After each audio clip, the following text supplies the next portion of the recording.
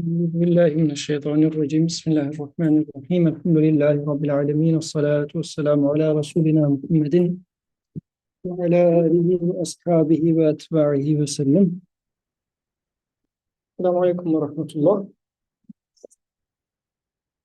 Inshallah, today we will talk about another important concept in Quran, haste, ajal.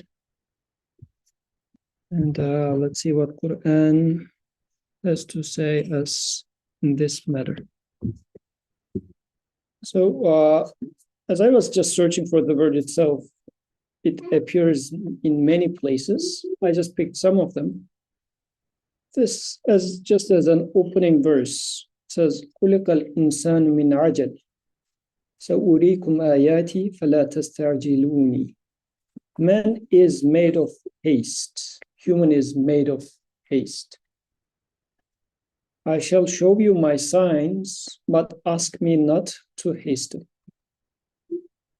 I am, of course, pulling it out of a certain context. It's this one, Surah Al-Anbiya, verse number 37. So in the context that this verse was in, and there are many such verses, messenger brings a message to people, and then people deny the message and just says, okay, then bring the calamity that you're claiming. Like they are hastening the calamity. This is one of the ways that ajal was mentioned. In that specific context, this is where it's coming from. But I think this can be generalized. So what is your take? Like, do you consider yourselves to be hasty? Or do you think people are hasty? In what sense? So much so that the verse says you are made up of haste. Yes. I think I observe myself and being made of that like characteristic of haste, where especially in the academic setting, there's always a rush to get papers out as soon as possible, or papers published as soon as possible. There's a rush to get funding. There's a rush to advance to the next stage so that you can sort of attain a better, more stable position in your career. So sort of in that sense, I can observe the hastiness. Correct. These babies are also very hasty to grow. They want to grow quick. This is how we were when we were little kids, right? Ali is eating egg in the morning and says, oh, this makes me grow. Like he wants to grow quick. Although I guess after a certain age, we don't want this to happen any further, but different types of haste, I guess, takes over. What else? Any other hastiness that you observe in your life? Yes. As we hasten for justice. Justice. Oh, like justice to be served. Okay.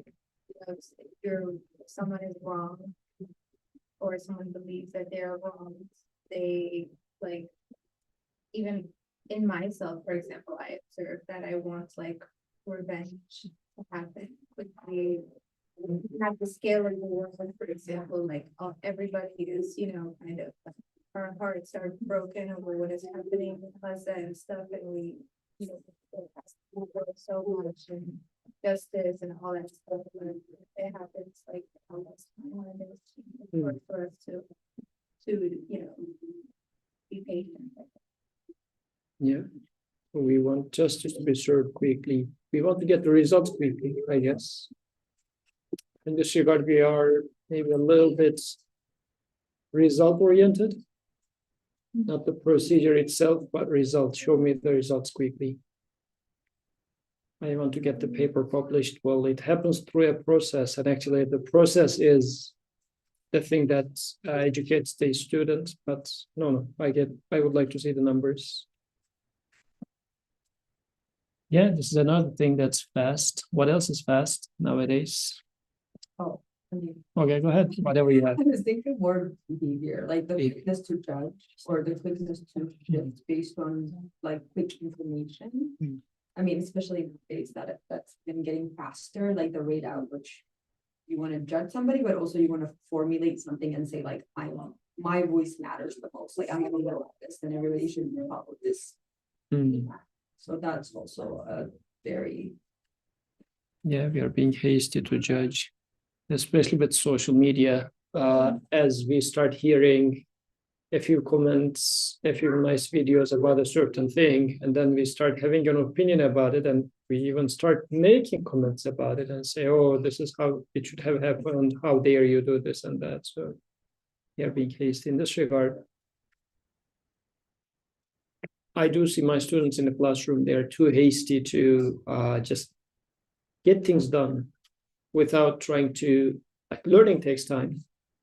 But students don't want to spend time to learn, but just want to submit the assignment, get the grade, and continue with their way. Like getting the A and super hasty for getting the A, although learning takes time. It doesn't happen with a button switch.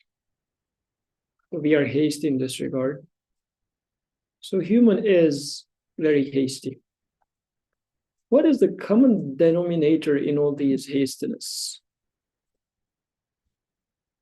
we have like the desire to continue living to your max in this world, like max out whatever time you have. Like in my 24-hour days, there's always like, what have you done in 24-hour days? And you're like, well, I've done all this 30 checklists. What have you done? And it's like the person who has a less checklist is now feeling bad, and that they're like, maybe I should add or I should have done more. So I think the environment itself is saying like, you have a limited time, so why not maximize everything? Whether it's your work, whether it's your thought process, however you're contributing in this world, like why not go to To a certain extent, yes. But does this explain why my students don't want to do the homework or don't want to listen to the lecture and just want to quickly get to the result, which is getting into a job? Like it's not fitting more, but they're just trying to skip something, isn't it? Or But I feel like that's also the environment, right? Like if you're told, like if there is no space to learn and the goal is like result oriented, like the student who got the A is ultimately who's gonna go on to do whatever. However, you got the A, as long as you can get the job done, nobody's gonna question it. So the morality that you're asking also isn't questioned anyway. Like, so ultimately, you figure out how to do the job when you get there, the same way you figure out how to get the A here. So like the environment isn't really saying, hey, learn either. The environment is like, can you get a job done? And they're like, I can. So I think it's a similar concept in the learning process too. okay, right, nice. So I'm thinking if, for example, a student were to pass to another place where more was being expected, and even more and more, in a way that would be 100% guarantee that if you pass this obstacle, in the next one I will catch you. Like if it was 100% guaranteed, more of it is coming. And if you skip this one, like just you will have more of the same problem because you're jumping over a problem rather than trying to solve it. Would students still try to jump over it or try to solve it so that I can get more experience for the next one? So my impression is that, as you mentioned, we are assuming that if I jump over this, I can jump over the other one as well. And I'll jump even more eventually.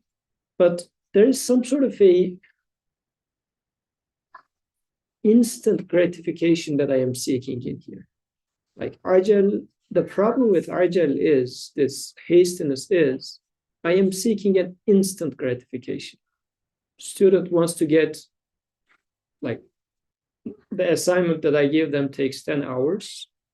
And like in half an hour, they can do it with ChatGPT. And They put it into auto-grader. Auto-grader gives them 100. Done. So now I can go and play games and whatnot. I achieved what my friend is going to achieve anyways.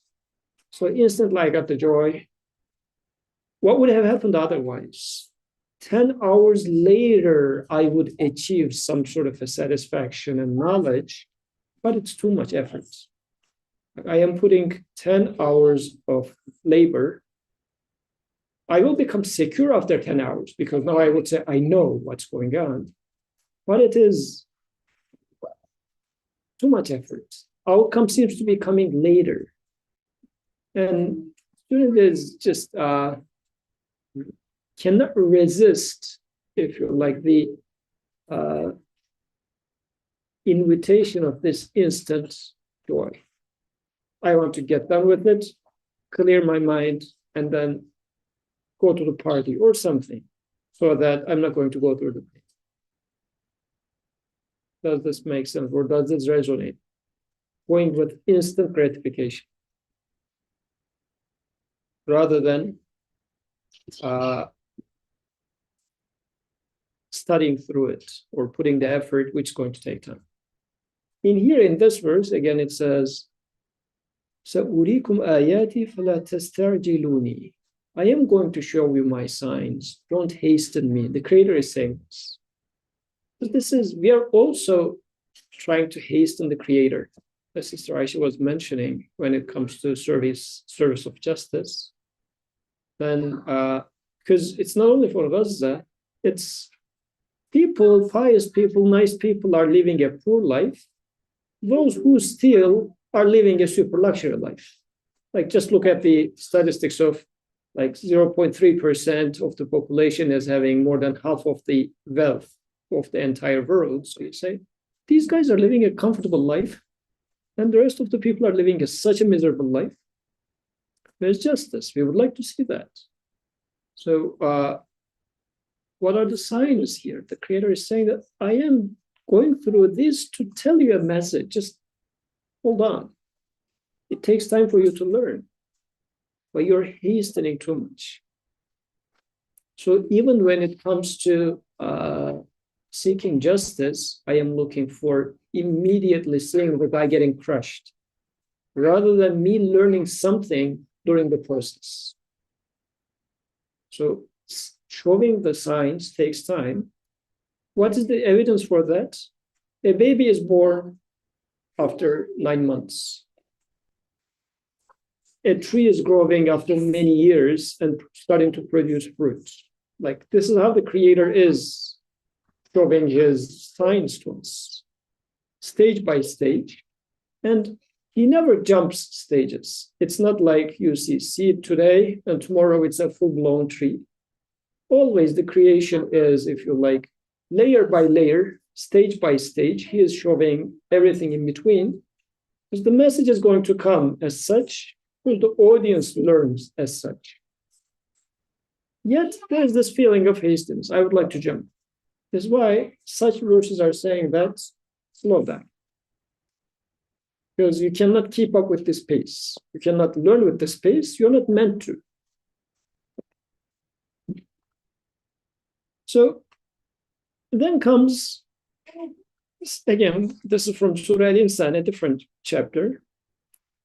إِنَّ هَؤُلَاءِ يُحِبُّونَ الْعَاجِلَةَ وَيَذَرُونَ وَرَاءَهُمْ يَوْمًا ثَقِيلًا.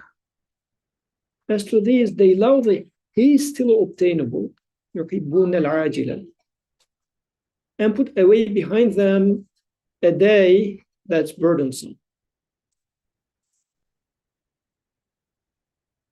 وَيَذَرُونَ وَرَاءَهُمْ يَوْمًا ثَقِيلًا. So they are putting today behind a day which is burdensome, which is heavy. This is what my students definitely do. They would like to save the day.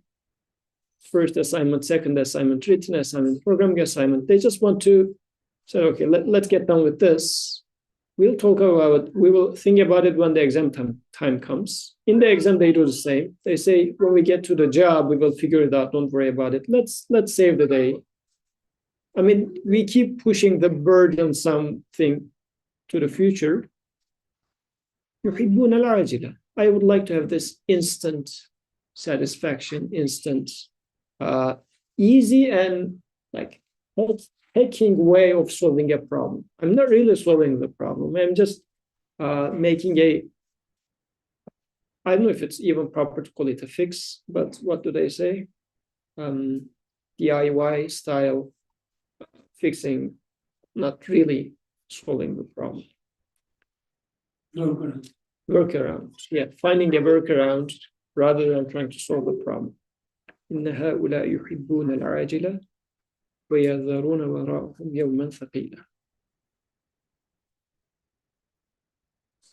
This is it for my students, but eventually we need to think about this for our life. Ultimately, when it comes to purpose of my life, how do I do that? Like, what is it that is hasty in this life? What is it that is I keep postponing? In fact, I'm programming and whatnot. That's just very career-oriented answers. But what is it in this life that I go with يحبون العاجلة, like they're in love with, they like it so much, hastily العاجلة, those that are hastily obtainable. Of course, there's a translation hastily obtainable. Even in some translations, they said fleeting worldly life. But the word itself simply means العاجلة, like the hasty things. This is what it is. You love speed. In this age, it's even way faster. Everything is fast. Even now, it is like what TikTok is 1 minute videos. I asked my students who watch Lord of the Rings. A few people lift their hand, and I ask why not. They say it's a 3-hour movie. Who's going to watch that? Like, even people are not watching 3-hour movies anymore. They would like to get the satisfaction in 1 minute. Yeah. It's also used in a positive. Well, it's not always in like a negative. Yeah. I haven't seen any positive use as I was looking at it today. So it was all negative. Even when I will show one verse, to Prophet, the Creator is saying, as he is repeating verses quickly, he says, do not repeat them quickly during revelation. Yes. Sorry, just reminded me of the idea of rushing to do. I don't know if that's enough for. Yeah. So it is sari'u, it is like run towards, but hastiness is like, I guess the connotation of hastiness is different. Like running towards is you're trying to put all your efforts to go somewhere. Hastiness is more like avoiding, taking shortcuts, and it has this connotation of instant gratification. Instant gratification is, I guess, a key property of the hastiness.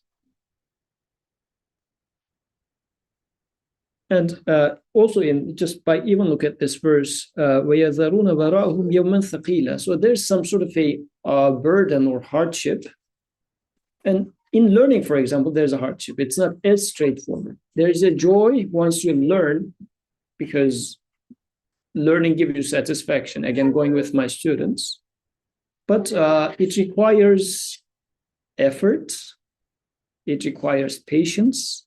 It also requires admitting that I do not know, which hurts. My ego doesn't want to admit that I am lacking something. It just wants to get joys. Like if somebody flatters you, says you're good, I mean, you would like to keep on with the conversation. But what if that person starts correctly criticizing you? How long can you stand by that conversation? I mean, if that person's slandering, it's a different story. You know that the guy is talking nonsense.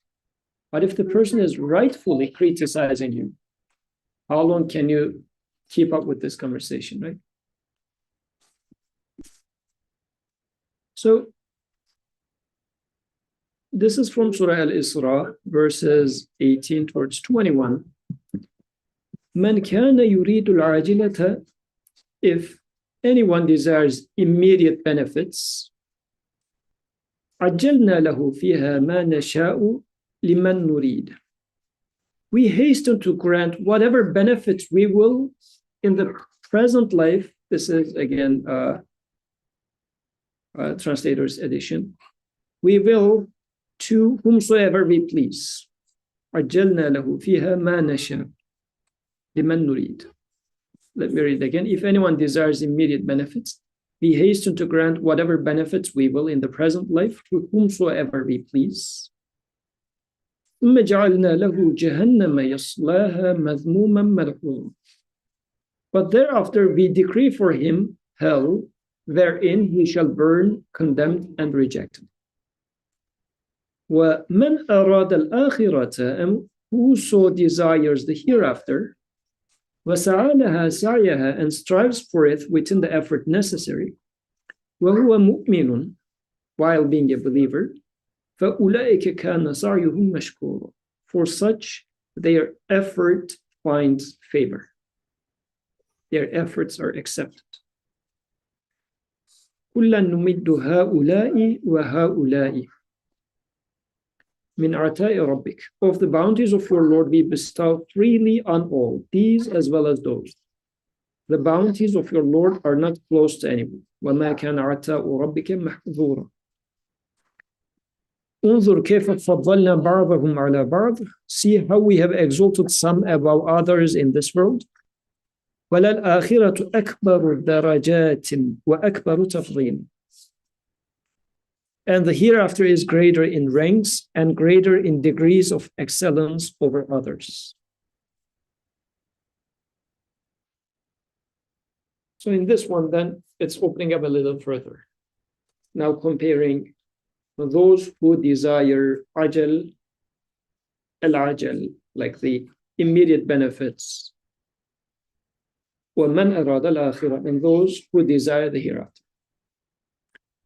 And with this, let's expand the two now, because now that it is being put with hereafter, and we tend to have a preconceived idea of akhirah, hereafter, let's compare the two. This is generalizing our problem with hastings. In this life, what is my problem with being hasty, and how is it being put in opposition to desiring for afterlife? We can give practical examples about this as well in regards to, and whatever example you're going to give, also see what would be its akhirah version. Like, what would it mean not to desire that hasty thing, and how you can replace it with something akhirah? What does that even mean?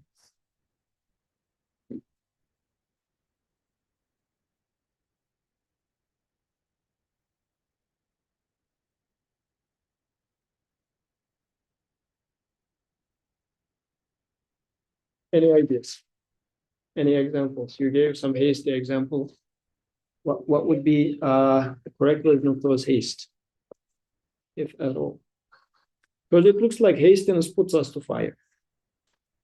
This is what's being mentioned in here. Maybe even we can start from there. Does hastiness put you into fire? Like eventually, it takes to fire. This is what it says. This hastiness eventually takes you to fire. Is this something that we can confirm, or is this something that we will see once we get there? Like, can you confirm that hastiness is bad?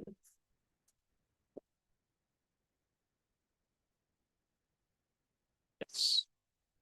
Yes, throughout this, I was thinking of a computer science class I took in undergrad, where that class really kind of also tested my ego a bit, where it was like, I don't really know what's going on here. This is something difficult, and previously I've never found like classes to be this difficult. So I think that class was a frustrating time because I wasn't seeing the immediate result, like the immediate grade being A with some of your students. And so I think after really trying to put in the effort to learn, like it was still hard, but I remember during the final, I was like, wow, I know how to do these questions. And it was I don't know, it just flowed really smoothly. Like that final day was just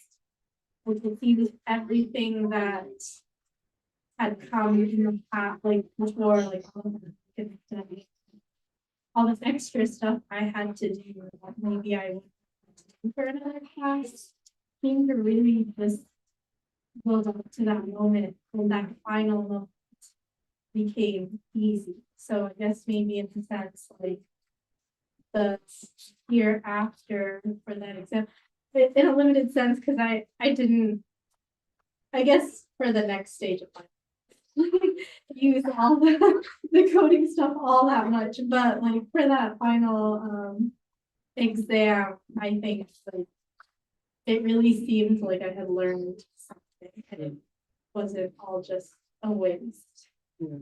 But Because in that example, what would have happened? Like if the student cheated in the assignment and then played some games that night, rather than trying to focus on what the assignment was about, he just copy pasted it from somewhere and then watched a movie or, I don't know, played some game or something. So that instant gratification passes away. I mean, he enjoyed whatever hours, but once the moments have passed, it leaves some sort of a hangover, pretty much like getting drunk. Because if you enjoy too much and then once you come back home, let's say after some joy event or something, you start feeling empty. So many hours have passed, but what is left in my hand? Nothing is left behind. So whatever is left is gone, totally gone. And now that I am still hungry for more of it, but I am tired, or I ran out of money, I ran out of time, I cannot replicate it. So it leaves some more pain than fun behind. Fun was lived at that moment, but no fun is left behind. A little bit of fire, or at least smoke, is left behind. If not fire, definitely smoke. But then, as the exam time approaches, students' anxiety starts increasing because I haven't put together anything, and now I'm going to be facing this. And the exam comes, and this is the time that the student definitely is put into fire. This is what's happening in our lives as well. Like in this life, am I making sense of why I am here in the first place? It takes time. Why I am being treated justly, unjustly? Like a lot of questions. Why am I poor and this gentleman is rich? Why this gentleman's hair is white, but mine is black? Like everybody has their own questions of anxieties and whatnot. So if I do not get the message out of this, what's happening is eventually I am getting into the fire. As the ages add up, it's even being more painful eventually. So akhirah in here is what is being left behind. So Sister Zareen's studies were leaving something to future. She was starting to walk comfortably if she did homework properly for the rest of the term. Like the benefits were immediately starting. But once the time he gets the final exam, he's so comfortable, she's so comfortable and experiencing the security in there. So وَمَنْ أَرَادَ الْآخِرَةَ وَسَعَى لَهَا سَعْيَهَا. It's not like, oh, of course I want the benefits, long-term benefits. Okay, did you put the effort? So this is the part. وَسَعَى لَهَا سَعْيَهَا. So he puts the effort while being a believer. وَهُوَ مُؤْمِنٌ. فَأُولَٰئِكَ كَانَ سَعْيُهُمْ مَشْكُورًا. This would be the, if you like, recipe for the success. Dealing for long-term or even long-term success, putting the effort while being surely convinced about it, then success comes. This is the, yeah. It needs to be the test, 'cause I feel like, let's say like you're doing something, and you don't feel the pain, there's the desire to improve ultimately, and you say that, in fact, but then you're like, everything else is falling apart, so obviously I'm just gonna keep being hasty in this one thing. So like, but this is what you keep getting tested with over and over and over. So like, is it so that if quote unquote, like I had the capability, like I have the choice to ultimately not be hasty, or is that like one of the traits that you can be tested with, and the degrees vary to which like somebody might be hasty versus not? So I guess practically it differs among people. Some people are more slow, some people are fast. Like as I'm saying this, I can remember a brother who takes his time with everything. She knows why I'm talking about. But even that brother was super hasty about things, certain things. Like maybe when it comes to cooking, he takes his time, he is just enjoying every single chopping and whatnot. But when it comes to publishing papers, for example, in this brother's case, he doesn't want to put effort. He just wants to graduate from the PhD, which made his PhD more than 7-8 years or something. Like it even makes it longer. Like he wants to cut it shorter without putting effort, wants to get away with it, but it just doesn't happen. Nobody gives you a PhD without putting the effort. So I think everybody has their share of hastiness in some sense, because hastiness is all about whatever I am interested in for immediate gratification. Like for example, I don't like sweet too much. So when it comes to seeking instant gratification with sweet, I'm not there. But maybe Mariam is there. But when it comes to eating something that's spicy, things are changing. She's not that much into it. Like in everybody's life, though, this seeking of immediate gratification is there. Whatever it is in your share. This is the part. Does it worth it? This is the question. Because this is so fundamental. It's not simply about joys. As inshallah, I'm going to conclude with a very interesting connection. This is so central with oneness of the creator, actually. This instant gratification, because I would like to take whatever is on the surface. This is what that means. If I see seed and then plant coming out of seed, I say it happened by itself because water came in. This is an instant answer that I'm trying to, like, I was supposed to say water and tree, a lot of knowledge, power, will, none of them is in the water. How come? Easy answer, I'm okay with this, right? Like, for example, there's a murder happening and you see a child passing from there and you want to cover up the story. Actually, you know who killed the guy and whatnot, but you say, I saw the child walking from there. This happens quite a bit in America, right? If there is some sort of a homeless passing by or something, and if they would like to cover it up, they would like to say, this guy did it, and then close it. In the news, they say, oh, how dare, or either a black guy or a Mexican, for example, passing by, then, okay, like, answer is there. The guy was homeless, an immigrant, perfect candidate. Let's call it today, close it up. Like immediate gratification, immediate answer, because we don't want to get into what is really happening in there. And in this regard, all our endeavors for what makes this universe, we would like to say, well, it always happens this way. So it's a natural law. Laws make it. When you ask to your friend, what do you mean by law making something? It doesn't make any sense. You're philosophizing. Like, what are you trying to do with this? So Ajal in there is again preventing us from finding what is the purpose of this book of universe, right? And I think this is why some of my students doesn't prefer watching, and even further, reading, for example, Lord of the Rings. When I ask them, way more majority of them have watched Harry Potter.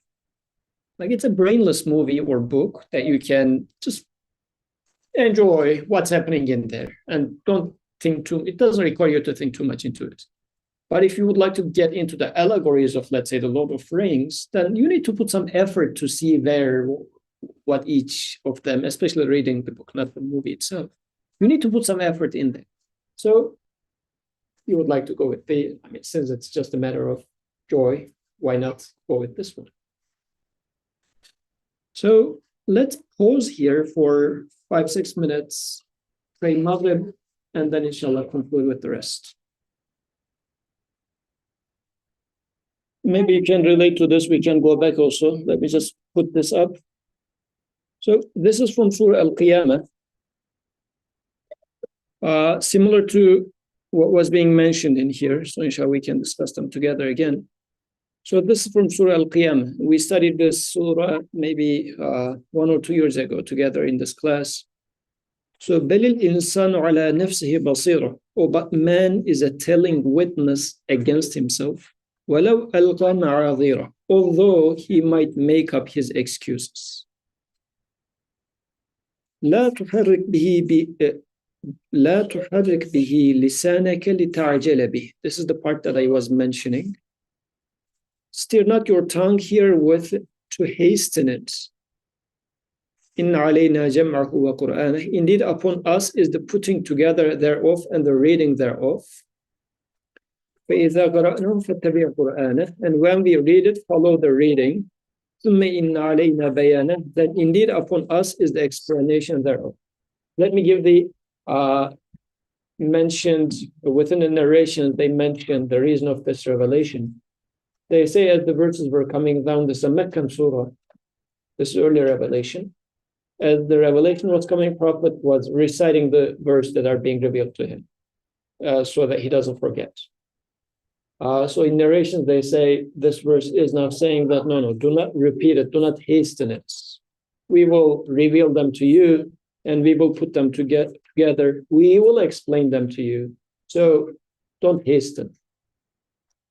This is the occasion in which it is revealed. But as we see in the discussions, this verse speaks to everybody in every age. To me also in this age. What is it that I hasten with the signs? Because sometimes what's happening, at least in my experience, a certain pattern keeps happening in my life.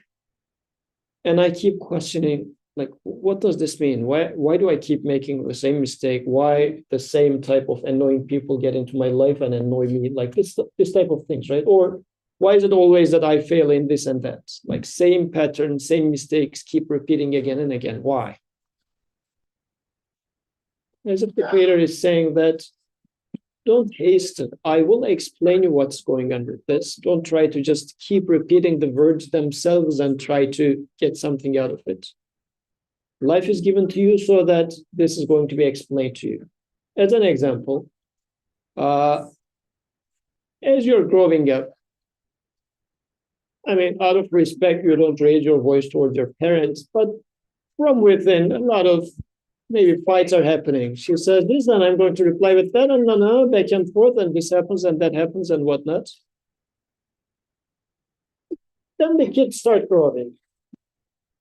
You start learning many of your questions back then once you start being on the other side of the fence and start making the same quote-unquote mistakes that your parents did upon you. But then you start understanding, if looking at it from high, not to say that what my parents did was right. No, I am doing the same mistake right now. But what does this tell me about the purpose of my existence? The Creator took me from stages of childhood to adolescence, now a grown-up person with kids, to tell me something about wisdom, to tell me something about mercy. So, كَلَّا بَلْ تُحِبُّونَ الْعَاجِلَةَ. Nay, but you do love the immediately available. وَتَذَرُونَ الْآخِرَةَ. And neglect the hereafter, or the outcome that follows. in line with the previous verses that we discussed. Brother Bifan's comment, let's hear. If I'm not mistaken, the word ajla also used for ajal, the appointed time for like lifespan, end of the lifespan. I don't know, is it with Ayn or with Hamza? I think it's the same. Even if it is mistake, it wouldn't matter much, but I think it is. I remember looking for the angle and learning that it's the same word with the aji. Because there's one aspect of your life that runs towards death. It hastens right towards death. There's one aspect of life or anything indeed.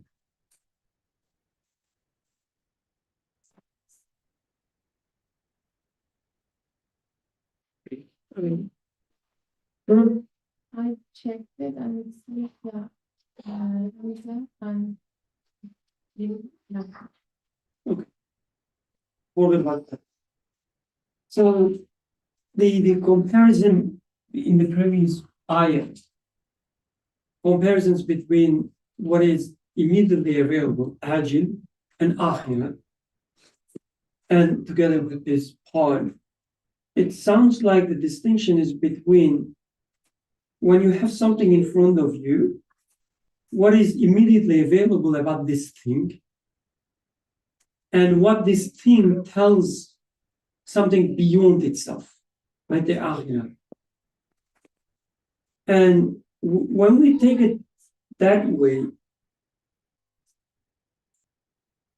whatever we have in life, there's this aspect of it which is immediately available to us. Like we eat, let's say, a tasty food, and what is immediately available to us is the taste that we get out of it. But this taste dies away, right? It's only immediately available with a very short lifespan. And there is what is available beyond that, what it tells us beyond it. So, one example, I took my daughter to a playground. It's like a soft play thing, but it was very fancy. She liked it a lot. And she enjoyed it. So immediately available part of it, the agile part of it, is that she enjoyed it. She enjoyed so much. But it goes away immediately, right? And what remains when it goes away, as we discussed, is the fire. The next day, he told me whether we will go there again or not. I said no, because it was a faraway place. And she clearly stated, she said, I wish you haven't taken me there because I enjoyed it so much at that time. Now I want it, but I cannot get it. It gives me pain. That's what exactly, like literally she said. So this is what happens when this agile part leaves. Instead, if she understood within this experience the akhir part of the same experience, that my father is someone who loves me and takes me to such places where I will enjoy. If she got this akhir part from this experience, she wouldn't have this fire next day, because she would have security that my father will take me again. But within this ajil part, there's always pain, because within the experience itself, there will never a guarantee that the next moment it will continue. It cannot preserve this existence, this experience. It cannot sustain itself. Whatever immediately available to us, you cannot find any guarantee that you will have the same joy or same experience next moment.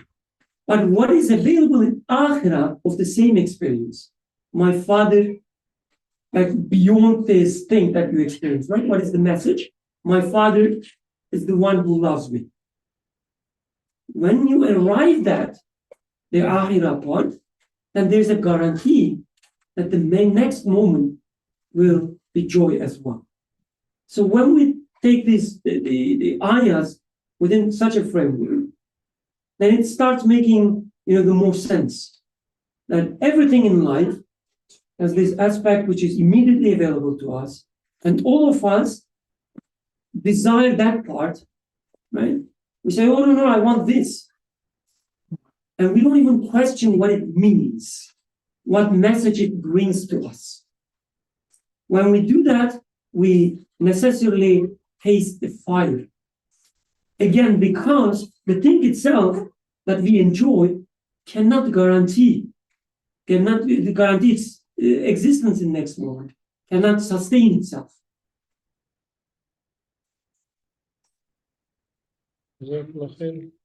So this is who we are, and this hastiness is in opposition with akhirah. And now we are just to maybe say it directly after we discussed it since the beginning. Akhirah in here means having a long-term outcome. In the ultimate sense of the world, long-term means beyond this life itself, but beyond the lifetime of eating a nice plum goes away. But do I see this plum as the gift of maker of the entire universe? Like this nice plum is painted, taste, colored, could smell everything for me by the maker of the universe. Do I see the plum as such a gift?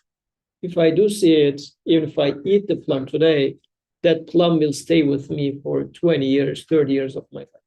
So that's a good point. In long term, I think we should be very careful there, though.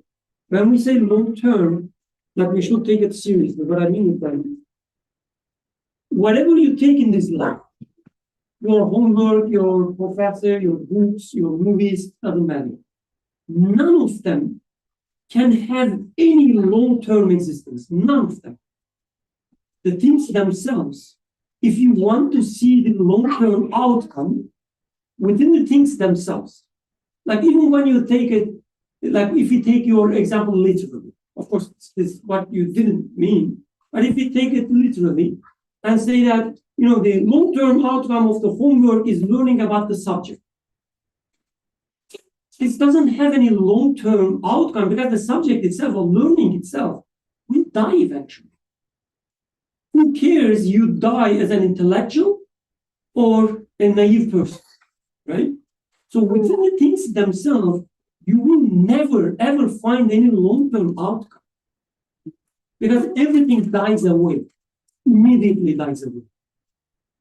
So we should take this long-term seriously and say that, okay, whatever beyond the things themselves can have long-term outcome, which is the absolute source of them, the creator. Only aspect of things that look at their creator maker can have long-term outcomes. Just like the example of playground and the father. The playground itself is transient. You are there for a moment, next day you cannot be there. You cannot live there, right? The playground cannot have such they cannot provide you such service. So I guess what is staying is, like, human has this anxiety. Like, anxiety is constant. What can save me from this anxiety? Because, like, going to playground tomorrow, even if I go to playground tomorrow, still that's going to be a temporary joy. Like, even if I say that my dad can take me to the playground tomorrow, but knowing that that joy is still going to be a temporary joy is not fixing the issue either.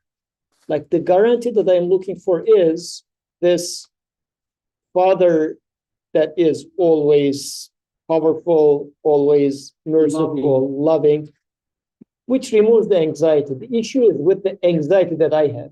So The actual akhirah is, so whatever I experience in this life is to resolve my this, if you like, existential anxiety. This is the ultimate paradise, ultimate satisfaction that we're seeking. So as we are concluding, let's conclude with this. This was an interesting, I was not expecting this to happen. But as I was searching for ajal came out ajil in Qur'an. And they're totally different words. One is hasteness, the other one is a calf, like a small cow. But it is the same letters. And a good number of ayn, jim, lam, like I would say 1/3 of it is coming about the calf. The other 2/3 is talking about hasteness. And it's an interesting relationship, actually, because this is just one of that of the surah, one of the part of the story, and this from Surah Taha. So Musa alayhi salam comes back from the mountain. Actually, interestingly, a few verses before, the Creator says to Musa, "Why did you hasten to me?" Like a few verses before, because Musa alayhi salam goes to the mountain. He says, "I left my people unbelief." He says, "No, after you came back, they turn back." So this is the conversation that's happening between Musa and the Creator. So when he comes back in anger, this is the next verse, says, what happened? Why did you turn back? Musa asks. They say, قالوا ما أخلفنا موعدك بملكنا ولكننا حملنا أوزارا من زينة القوم. They said, we did not break our promise with you of our own will, but we were laden with the burdens of ornaments of the folk. من زينة القوم فقذفناها فكذلك ألقى السامري. Then we cast them for thus as Samri proposed. So this Samri guy says, put together all the ornaments that you have. They put it into the fire and he molds it into a calf, as the next verse is. فأخرج لهم عجلا جسدا له خوار. Then he produced for them a calf which gave forth a lowing sound, a hollow sound. He makes a shiny calf from the ornaments, and it just makes a sound. فَقَالُوا هَذَا إِلَهُكُمْ وَإِلَهُ مُوسَى فَنَسِي. And they cried, this is your God and the God of Moses, but he has forgotten. In the next verse that I didn't take here, but it says, did they not know that this doesn't answer their needs, doesn't give them any benefit or harm? Like, what is this ijl representing here? People fall in love with a statue, it's shiny, and it makes sound. Sounds don't have any meaning, it's just a sound. This is why the following verse says, did the calf answer their demands? Did it answer them when they asked? Like, this is a question that they were supposed to ask. But they wanted to go take the thing on the surface immediately, yet the shiny calf. Actually, this calf is symbolizing wealth. It's symbolizing luxury life. As once a friend was saying, he bought one gold coin and he was saying that, oh, even touching it feels so nice.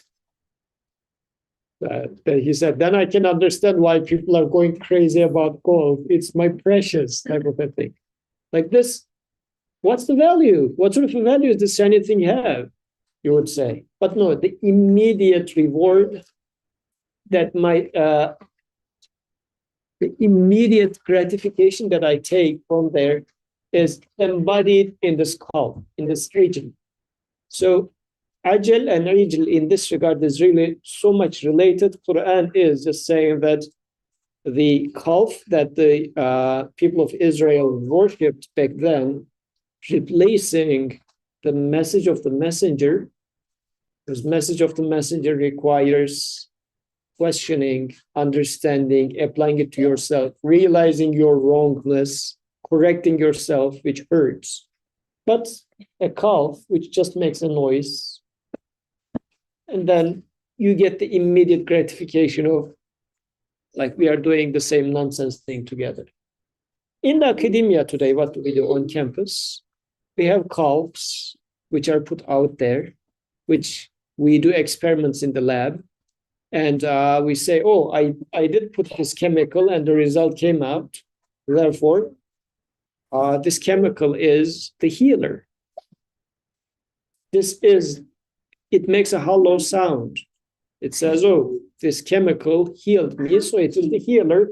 And then we hail and we give Nobel Prize, whomever invented, I don't know, certain thing and whatnot in medicine.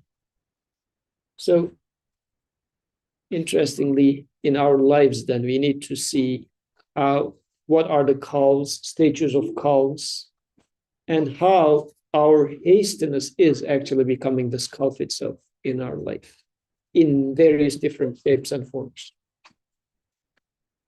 What is the remedy? Remedy is then, in a sense, can we say, slowing down and going against this, going against the hastiness. Because hastiness is coming from the immediate desires. And I do have immediate desires, as the first verse said. You're made up of hastiness. Verse doesn't say that this is not who you are, come back to your senses. No, he says, I made you. I know you, this is who you are. But then says, don't go in that direction. Pause and look for the outcomes, the afterlife, the ultimate, the eternal. Don't get stuck with what's on the surface. Lift it up and see what is underneath it, what is behind it. I guess our simple example that we gave, I mean, this is a childishly simple example, but if I hold a gun behind my cloth and then pull the trigger with it and kill you, and then, I mean, you wouldn't say the cloth killed it, since my hand was behind it, like pulling the trigger like this. You just need to lift this up and see the hand who's pulling the trigger. Because the cloth, although my hand apparently was not touching the gun itself, you know that the cloth doesn't pull trigger by itself, like this, as easy as that. So if what is apparent doesn't answer, then lift the veil and see what is behind it. If the chemical doesn't heal, doesn't have the mercy, the knowledge, the capacity, the care to heal you, then see what is behind this veil of the chemical that heals you. Who is it that heals you?